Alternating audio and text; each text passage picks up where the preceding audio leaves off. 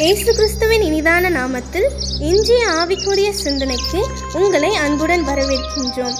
இப்போதும் ஒரு பாடலுக்கு பின்பு உங்கள் சிந்தையை தெளிவிக்கும் ஆவிக்குரிய செய்தியை கேட்கலாம்.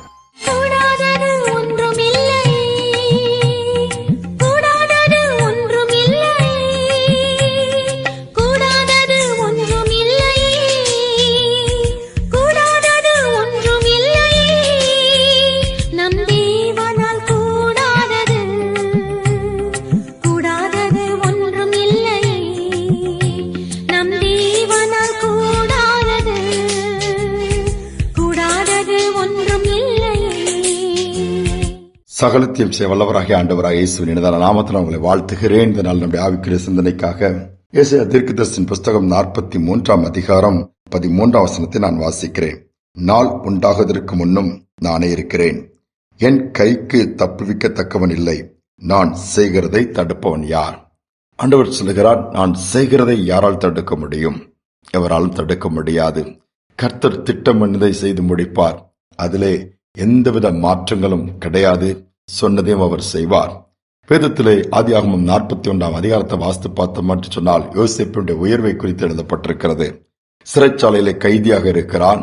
செய்யாத குற்றத்தை செய்தான் என்று சொல்லப்பட்டு தண்டிக்கப்பட்டு பல வருஷங்கள் அவனுக்காக வழக்காடுவதற்கு அல்லது வாதாடுவதற்கு அவனை வெளியே எடுத்து போய் அவனுடைய குற்றம் செய்யவில்லை என்பதை நிரூபிப்பதற்கு யாருமே கிடையாது.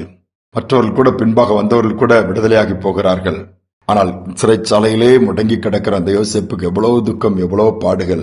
ஆனால் தேவன் அந்த யோசேப்பு குறித்து ஒரு பெரிய திட்டத்தை வைத்திருந்தார். உயர்ந்த உன்னதமான ஒரு பொசிஷன்ல இருந்து தேசங்களை ஆளுகை செய்யக்கூடிய அளவுக்கான கிருபைகளை, சொப்பனங்களை கொடுத்து வைத்திருந்தார்.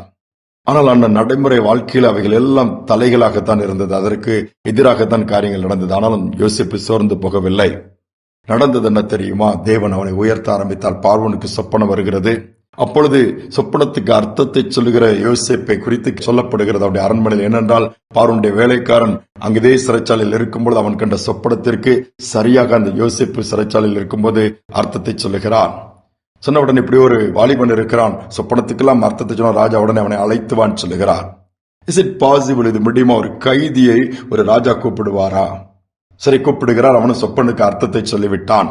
அவனை அடுத்த என்ன சொல்கிறார்? சரிப்பா, போப்பா, தேங்க்ஸ் பாண்டு விடுதலை பண்ணி அனுப்பியிருக்கலாம்.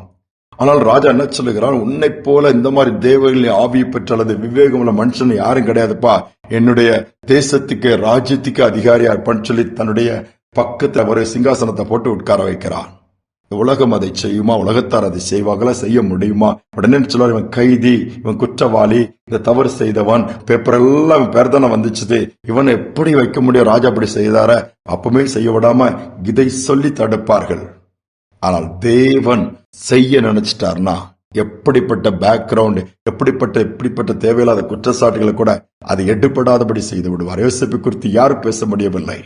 அதனால்தான் ராஜா சொல்கிறான், உன்னுடைய வார்த்தையின்படி எல்லாரும் சில கையை கூட விரல கூட அசைக்க கூடாதுங்கிற அளவுக்கு அதிகாரத்தை கொடுக்கிறார். யாரும் பேச முடியவில்லை. ஏன்னால் கர்த்தரால் உண்டான உயர்வு இது. ஒரு சாராய வியாபாரினா என்னென்ன பண்ணுவார்னு உங்களுக்கு எல்லாம் உலகத்துக்கே தெரியும். இயேசுவை ஏற்றுக்கொள்கிறார். ஆனால் அவர் செய்த குற்றத்தின் நிமித்தமாக, காரிய நிமித்தமாக சிறைச்சாலையில் அடைக்கப்படுகிறார். அங்கும் ஆண்டவருக்கு பிரியமா இருக்கிறார். ஆண்டவரை தேடுகிறவர்களுக்கு கிருபை மேல் கிருபை பெறுகிறது. திருப்பி என்ன பண்ணுகிறார்? வெளியே விடுதலை ஆக்கப்படுகிறார். நன்னடத்தின் நிமித்தமாய் அவர் சபையை ஆரம்பிக்கிறார். எல்லாரும் சொன்னாங்க, இவன் ஒரு குடிகாரன், இவன் கொள்ளையடிக்கிறவன், ஏமாற்றுவனால் நிறைய இவனால மரணங்கள் ஏற்பட்டிருக்கு, எவ்வளவோ குற்றச்சாட்டுகள். அதை பற்றி எல்லாம் கவலைப்படவில்லை. கர்த்தர் நடத்த ஆரம்பித்தார். கர்த்தருடைய வார்த்தையை கேட்டு சபை ஆரம்பித்தார்.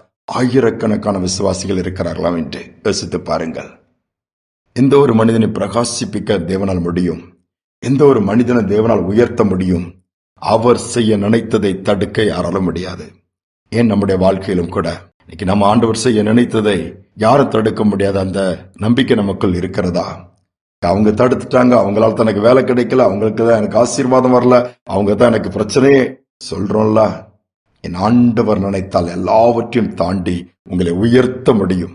பிரபுக்களோடு, ராஜாக்களோடு உட்கார வைக்க முடியும். அதை யாரும் தடுக்க முடியாது. நம்முடைய எண்ணங்கள் தான் அவைகளை தடுக்கிறது, நம்முடைய அவிசுவாசம் தான் அவைகளை தடுக்கிறது. நம்மால் முடியாது என்றால் ஆண்டவரால் முடியாது என்கிற ஒரு எண்ணத்துக்குள் போய் விடுகிறோம்.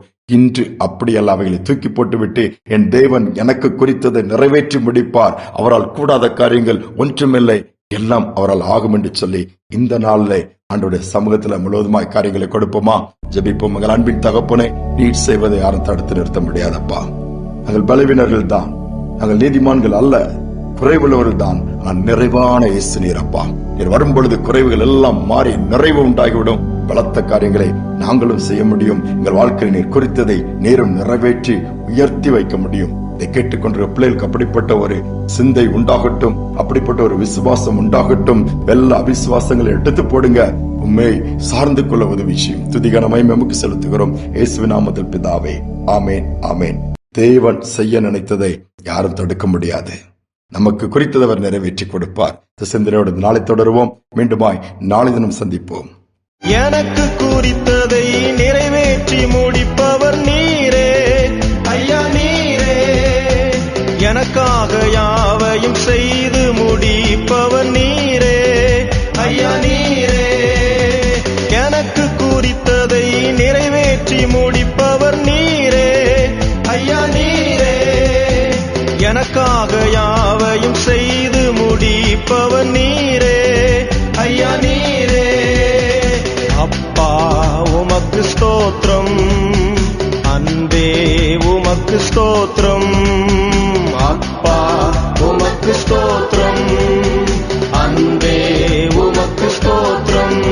உம்மாலாகாத காரியம் ஒன்றுமில்லை, உம்மாலாகாத காரியம் ஒன்றுமில்லை, உம்மாலாகாத காரியம் ஒன்றுமில்லை. எல்லாம்